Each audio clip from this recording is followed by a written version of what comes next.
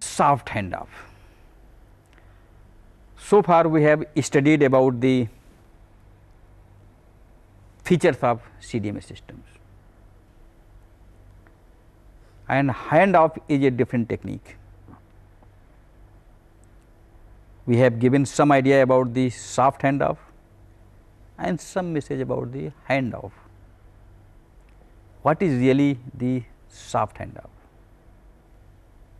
So, now we will discuss about the handoff, and under the category of handoff, let us first take the soft handoff. Soft handoff in a CDMA system results from the system capability to simultaneously deliver the signal to mobile through more than one cells. I have already told, in case of soft handoff, your mobile scans the signal from all neighboring cells. So, not only one cell, it measures the signal strength from all the neighboring cells. And who is responsible for this thing? Is the pilot. It is the responsibility of pilot to provide the signal strength from all neighboring cells, which is inversely proportional compared to the traffic signal. I think I have already explained, if the traffic signal increases, the pilot signal decreases. If the traffic signal decreases, pilot signal increases, and increasing the pilot signal level means indication that you are going away from the transmitter or moving towards some other cell. So, see here there are three figures. This figure number 1, it is softer. It means the handoff within the same cell. You think how it is possible? It is possible. If your signal level is at this place compared to this place is different and you are moving, your pilot level, signal level increase and decrease. It means in case of CDMA, the softer handoff is possible when you are within the same cell. If your handoff is between two different cells, it is called the soft handoff. If the handoff is two mobile within the same cell and third mobile to second cell, if this situation comes, this is called the softer handoff. So, these are three categories of soft handoff. Make before the break means handoff. Procedure not only reduces the probability of dropping call during the handoff, but it also makes handoff virtually intolerable by the users. If you are going away from one cell to another one, you are entering somebody different area. In case of CDMA, the frequency is same, but code is different. But in case of GSM, everything is different. It should not happen that you are moving from cell A to cell B, and when you enter in cell B, you lost your contact with the persons, and that is called the drop of the call. It should not happen, and this is the responsibility of the handoff procedure, that you have to make continuous movement continuous connection without any break or without noticeable to the MS user, that you have moved from one cell to another cell. Your voice quality and the signal level should be maintained. So, in case of handoff, let us see there are two cells. Say this is the cell BS1 I cell and this is the cell J, two adjacent cells. We have already explained that if we plot the graph between the signal strength and the distance, the signal strength decreases, and this happened to this cell also. But we do not know the power transmitted by I cell and power transmitted by J cell, they are equal, they may be different. But there will be some place where the signal strength is same from both the cells, and that is this distance mentioned as a x5. At x5, the signal available from cell I and cell J is same. But if you see, this is the boundary of cell I and this is the boundary of cell J, and this is the x5 is the common point. As soon as you move from this point to this side or this side to this side, you are changing the cell. It means it is handoff, and handoff adjustment take its time. So, you cannot make handoff at this point, this not suitable point. You have to find out some other points, so that during the handoff period your signal level and the traffic control should remain in continuous form. So, maintain some more signal level. So, if you maintain say this much signal level, if you have maintained the signal level, it means you can move from here to here and it will signal level will remain same. In case of this one, the signal level is here to here, it is almost same. See, x3 to x4, the signal level is same. It means any mobile which moves from x3 to x4, signal level will remain same. But you are entering, this is the area of cell I and this is the area of cell J. Signal levels are same, but we have entered from cell I to cell J, it means handoff has taken place and you have got the sufficient time. The distance means in terms of time, enough time you have got, and during this period the BSJ and BSI have instructed their MS to complete the handoff without changing the signal level. If it is done at x5, no time, you are moving on both sides. So, sometime in I cell, sometime in J cell, and there is no time for handoff. So, you have to maintain a certain signal level for handoff. What is the procedure for handoff? The handoff is mobile assisted, in that MS with a call in progress continue to monitor the signal strength from neighboring cells. Your mobile set in monitoring the signal level from all neighboring cells. If the signal from the one of these cells becomes comparable to that of the original cell, it intimates the handoff process by sending a control message to MS.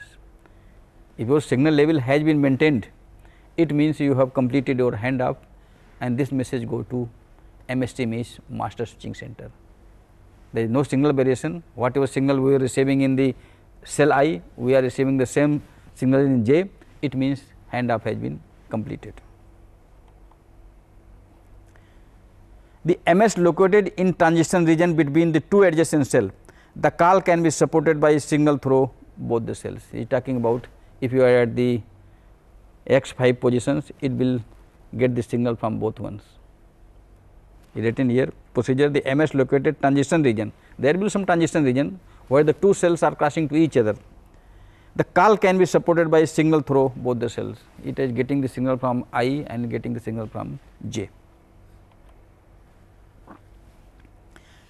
thereby eliminating the common border cell problem of frequent back and forth hang off ping pong between the two cells.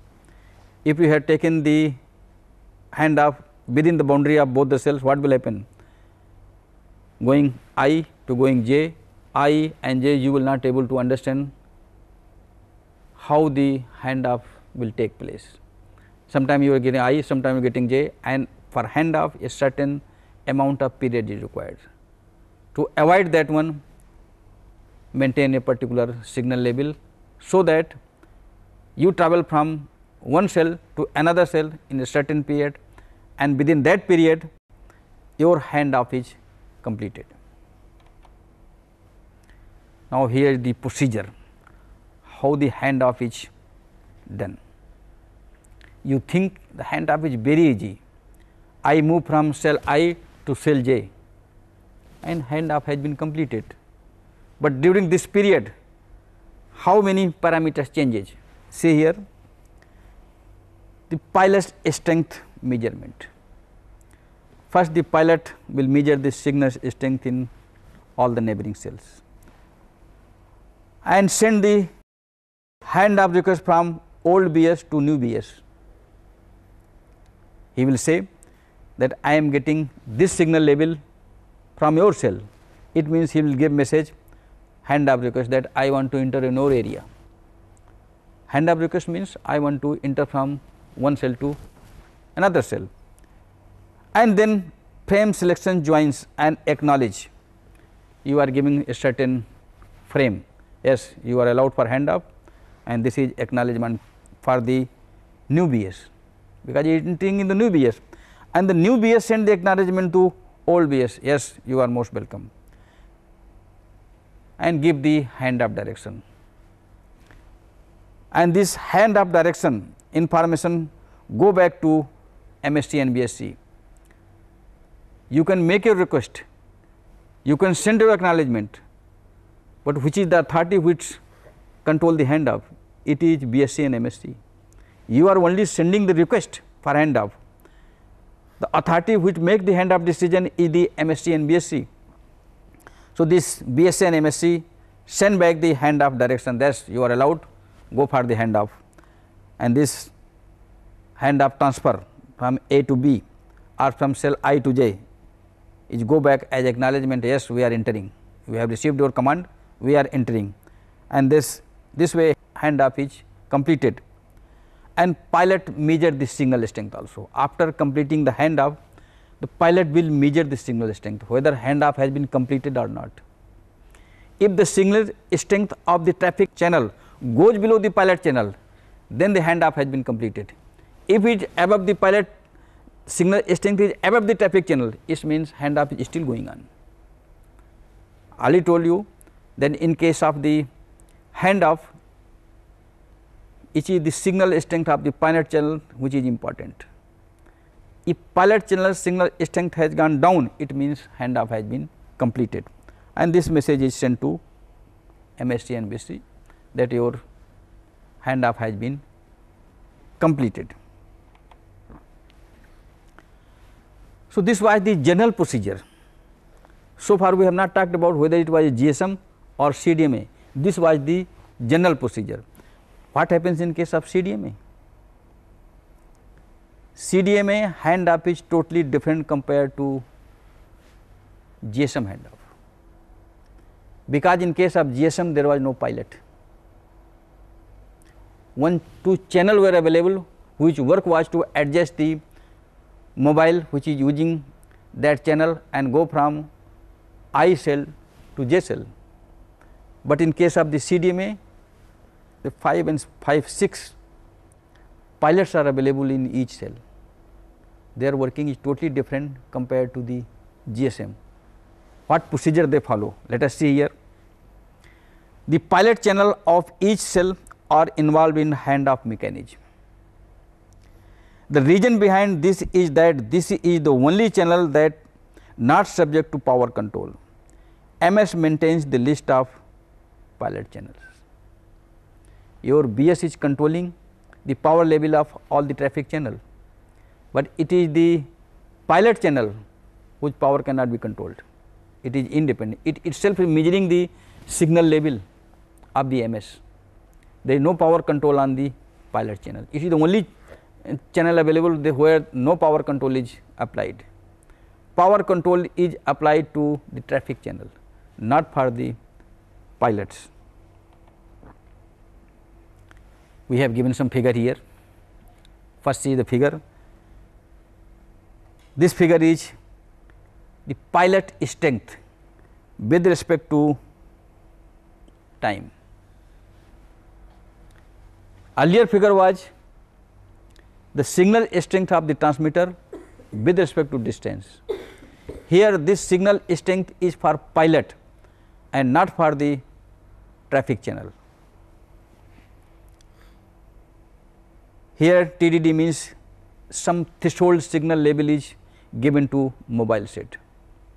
If this threshold level increases, then there is a possibility of handoff. If it is below, no possibility of handoff. If your signal is below threshold, it means it is because of the noise available from some other place. It is not because of the handoff. If the signal level is very high, what it means? You will not able to complete your handoff. Before handoff, you are lost somewhere else. So you have to provide a particular threshold level. Below threshold level, there is a noise level, there is no handoff region. Above threshold level, if it is very high, it means before completing the handoff, you are lost in between. So you have to provide a calculated threshold level for handoff, and that is called the TADD level.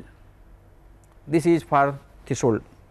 The active set pilot channels are indicated in handoff direction message on the downlink by BS stations. It means the active set pilot is on the downlink. What is downlink?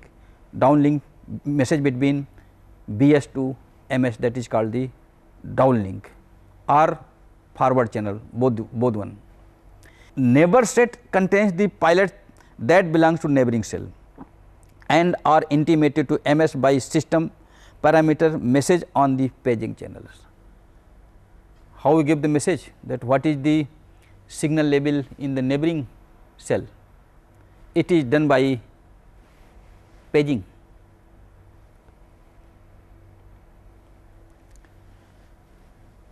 The MS moves away, the pilot of adjacent becomes stronger, already explained. If this strength is above the pilot detection threshold TADD, this pilot must be added to active set and the MS enter the soft handoff regions. So handoff will start above the TADD level. There are 7 numbers given in the figure. If see the bottom, 1 to 8 numbers are given. What is the purpose of these 8 numbers? Number 1 is signal strength of the pilot exceed TADD. If this signal level will start, then possibility of handoff, if the signal crosses this TADD level. Second, which is here, this is the point, the BS send the handoff direction message to MS. And the number 3, the MS acquires the traffic channels and sends a handoff completion message. Once the handoff is completed, the traffic channel means message goes from one cell to another cell in the same MS, and the message goes as the MS has completed the handoff. Point 4, which is here, after the pilot strength drops below the T drop, the handoff drops timer is started. Handoff has been completed, but the signal strength available to the pilot is measured whether the handoff is completed or not. So timer will start. At number 5, which is at this place. If the strength is still below T drop, the MS sends another pilot strength measurement to BS. The MS is not sure whether the handoff has been completed or not, and the signal level has gone below the T drop. So, he requests again to BS, please inform me whether handoff has been completed or not. At point 6, which is this one, when it received the corresponding HDM, handoff direction message, without the pilot in it, MS moves the pilot to the neighboring state. If there is message without pilot, it means handoff has been completed. So, it moves to the neighboring state. At number 7, send handoff completion message. If it has gone from one cell to another cell, it means handoff has been completed, and adjust with the neighboring cell. So, this was about the procedure followed in CDMA system. Now, let us see the capacity of CDMA system, means how many customer can be accommodated in a cell in the CDMA system. The parameters to determine the CDA capacity, which are the parameters: processing gain, that is W upon R, ratio of energy per bit to noise power, EB upon N0, third is the voice activity factor, and fourth is frequency reuse efficiency, fifth is the number of sectors in the cell site antenna. If you see the formula, the capacity is NP is given by W of R into V and S upon EB upon N0 into F. What are these things? In terms of the calls per 25 megahertz channel per cell, these are NP means capacity in terms of number, means the number of subscribers, of calls oblique 1.25 megahertz channel per cells. The available spectrum is 1.25 megahertz. So, you have to define per 125 megahertz how many subscribers can be accommodated. W upon R is ratio of spreading code, which is 1.2288 megacycle per second to maximum information rate is 9600 bits per second. V is the voice activity gain, which is approximately 2. S is the sector per cell, generally 3, and EB upon N0 minimum ratio of bit energy to noise power is approximately 6 dB or factor of 4, and F is the frequency reuse factor, which is also approximately 3 by 2. So, theoretically, what is the capacity of a cell? It is order of 120 calls per 1.25 megacycle. It means the spectrum is 1.25 megahertz, then 128 people can calls at a time per channel per cell. It makes perfect power control to counter the interference from the other mobiles and neglect the effect of thermal noise. If it is 128 per 125 megahertz capacity, then there is no effect of the thermal noise and the interference from the adjacent or co-channels. If it is more, then there is a possibility of co-channel interference and the noise also. The capacity of CDMA system is interference limited, while the capacity of FDMA, TDMA, the system is limited to the number of non-interfering coordinates in terms of the frequency bands and time slots. You have studied in GSM that there are fixed number of channels and each channel was having 8 slots. So, you cannot increase the subscribers, but in case of CDMA it is interference limited. It means if you go on increasing the subscriber, the interference will go on increasing. Advantage: in CDMA system, an operator has the flexibility to admit additional users during the peak period by providing a somewhat degraded grade of service, increase bit error rate.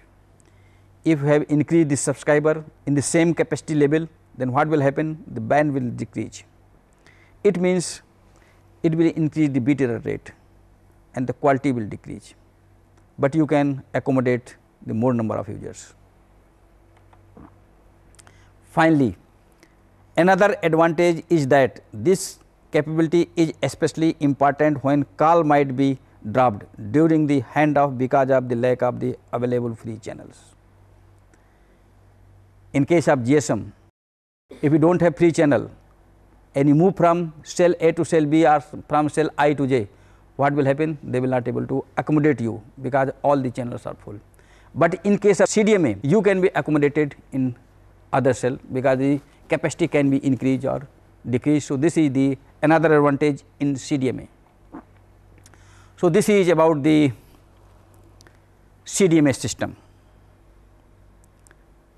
When we meet you in the next lecture, we may discuss in detail about the in general handoff. Thank you.